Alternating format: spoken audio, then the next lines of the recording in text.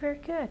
Well, another issue that continues to be a priority issue, particularly for women, but it does go and impact all age groups and all genders, and that is sexual assault.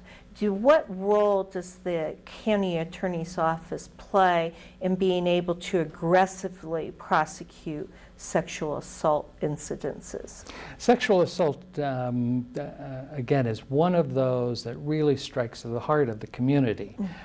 During the last several months, there have been some openly and brazen, within businesses, for instance. And other places during the day, just kind of the burglary. Also, some very serious crimes where people are simply, it's not under the shadow of darkness, but it's in the there. So I think it is. Again, it's a cooperation certainly with law enforcement to look around the country also to see what is working. Something that happens in Milwaukee or a trend may turn up in Lincoln. So it's important to stay connected through the National College of District Attorneys and other organizations as to what trends they're seeing.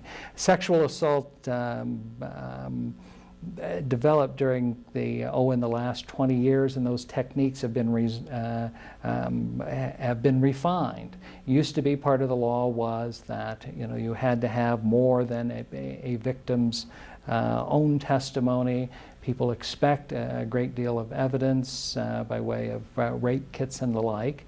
So what the county attorney can do is simply make certain that the community is aware that those cases will be prosecuted, that it is unlikely that in so many of those cases that it will result in a plea bargain, or that the county attorney will remain silent at the time of sentencing. These are important considerations that need to be stated so that the judge will take them into account. I think we have a wonderful organization, whether it's the Rape Crisis Abuse Line or others, where there is protection, there is safety. And I think we can do so much more by way of protecting. One of the unresolved issues is not necessarily sexual assault, but domestic violence, where there's LAPO. Can the victim be protected, be safe, or how do you proceed when they cannot? So those are complicated issues, and again, I think that there is a body of expertise, whether Sarah O'Shea, who started the Rape Crisis Abuse Line, or others that have come after, that we may be able to tap into. I think there is room for improvement, and again, I think as long as the county attorney's office is strong, skillful, focused, and purposeful, that those priorities can be met. Well, I want to go and say that, we're all excited that you're running, and this is about the time to close our program, and there's so much to talk about. We'll need to have you come back again, definitely, during this long campaign season.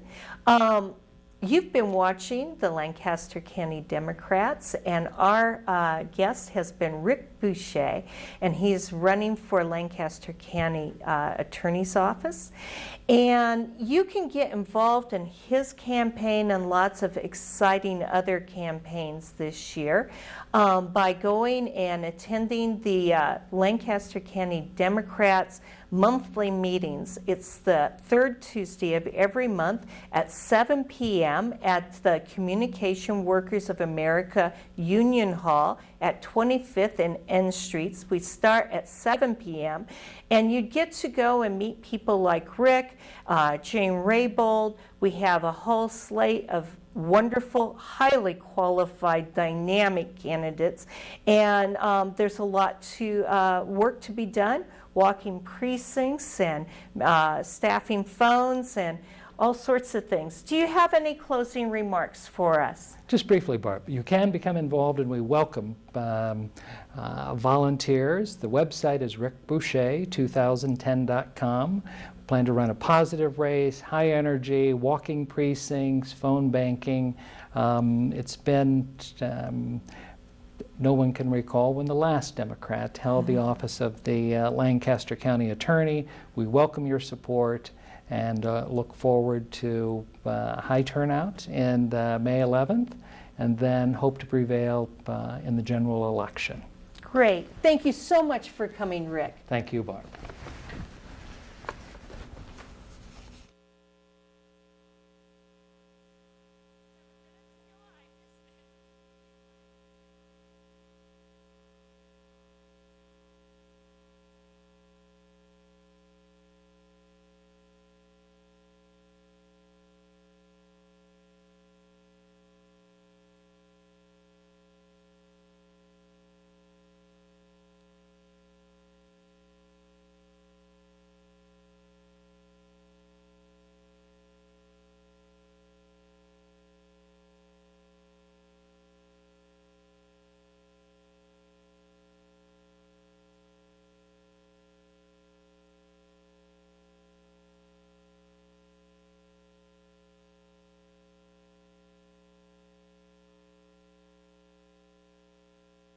The